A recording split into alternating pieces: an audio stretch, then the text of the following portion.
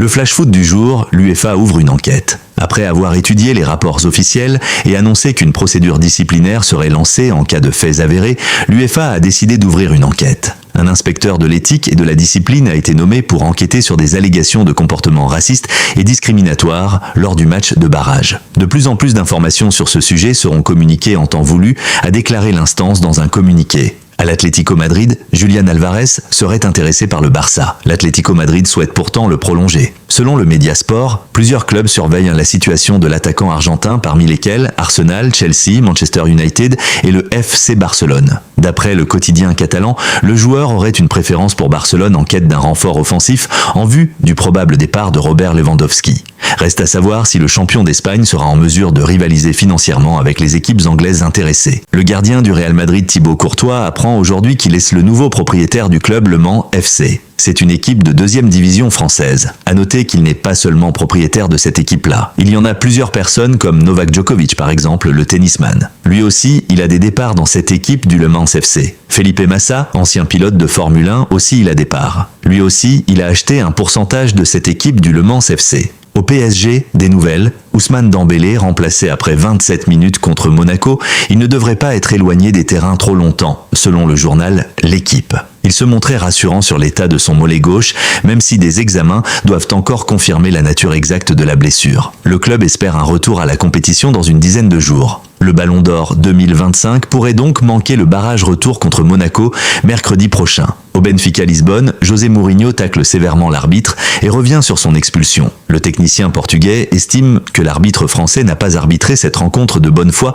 et il lui a fait savoir. La vérité, c'est que j'ai environ 1300 matchs à mon actif en tant qu'entraîneur, dont au moins 200 dans des compétitions européennes. Et je sais que l'arbitre savait que Tchouaméni, Huijsen ou Carreras ne pouvaient pas recevoir de carton jaune sous peine d'être suspendus, il le savait. Quand Carreras simule, il ne lui donne pas de jaune. Quand Tchouaméni fait 3, 4 ou 5 fautes, pas de carton jaune, il le savait. Il ne se contentait pas d'arbitrer ce match, il arbitrait aussi le suivant, je le lui ai dit, et il m'a expulsé parce que j'ai dit cette vérité, a expliqué le Special One. On va parler cette fois-ci d'Aurélien Tchouaméni. Gros match, bien sûr, face au Benfica. Et il figure dans l'équipe type de la semaine en Ligue des Champions. Il est bien sûr positionné au milieu de terrain. Et au Bayern Munich, Luis Diaz n'a aucun regret concernant son départ de Liverpool. Quand le Bayern m'a approché, il a été clair dès le premier moment que je voulais aller au bout de ce transfert. C'était une bonne décision, une décision pour une équipe incroyable. Être heureux est le plus important pour un joueur et sa famille. C'était exactement le bon choix de venir ici. La partie la plus difficile pour moi et ma famille reste la langue. À Vasco, Philippe Coutinho veut claquer la porte. Selon le média brésilien Globo, le joueur de 33 ans en a informé son club en précisant qu'il veut résilier son contrat, une décision qualifiée d'irréversible par son entourage.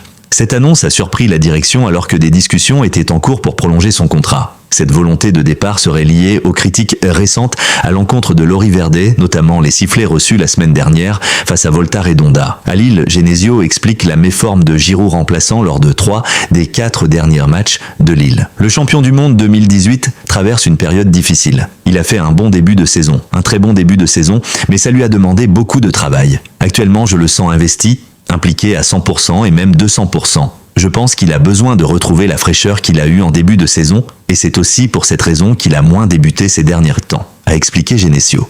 Mais je compte énormément sur lui. Olivier Giroud, c'est un buteur, et on sait que ce sont des qualités souvent innées, a-t-il déclaré. On va parler cette fois-ci de Vinicius Junior avec son but contre le Benfica avant-hier en Ligue des Champions.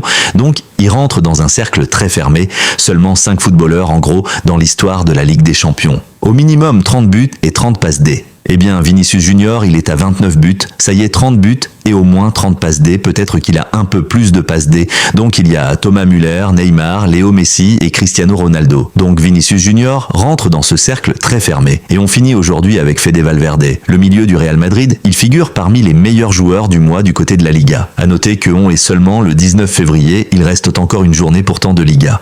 Mais ils ont déjà sorti les 5 joueurs en gros qui peuvent prétendre à remporter le trophée.